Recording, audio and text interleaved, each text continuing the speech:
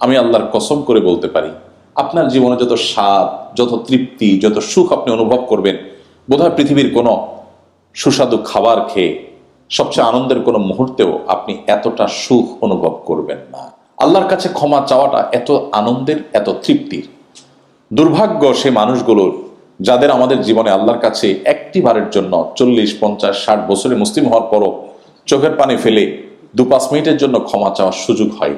আল্লাহ রাব্বুল আলামিন আমাদের সবাইকে আল্লাহ তাআলার ইস্তিগফারকারী বান্দাদের কাতারে শামিল হওয়ার তৌফিক দান করুন। আল্লাহ তাআলা কোরআনে কারিমে বিভিন্ন জায়গায় আল্লাহ সেসব বান্দাদের প্রশংসা করেছেন, আল মুস্তাগফিরিনা বিল আসহার, যারা ভোর রাতে উঠে আল্লাহর কাছে ক্ষমা প্রার্থনা করে, চোখের পানি ফেলে। এই মানুষগুলোর প্রশংসা আল্লাহ জায়গায় জায়গায় করেছেন। ইস্তিগফারকারী বান্দা আল্লাহর কাছে অনেক প্রিয়, অনেক পছন্দের। আল্লাহর মূর্খতা সুলভ দৃষ্টিভঙ্গির কারণে আমাদের অনেককে বলতে শোনা যায়, অনেক সময় আমরা বলি যে আমার জীবনে কোনো পাপ করি নাই, আমার জীবনে কোনো অপরাধ করি নাই। যে এই কথা বলে ইটসেলফ এটাই সবচেয়ে বড় অপরাধ। প্রতি মুহূর্তে আমাদের অজান্তে অসংখ্য গুনাহ করছি, অসংখ্য গুনাহ। তো যাই হোক, আল্লাহর কাছে মাগফিরাত লাভ, আল্লাহর কাছ থেকে এটা করার জন্য আল্লাহ আমাদেরকে দ্রুত গতিতে অগ্রসর হতে বলেছেন। এই জন্য আমরা সেই কাজটি করবো। আল্লাহ আমাদের সেই তৌফিক দান করুন।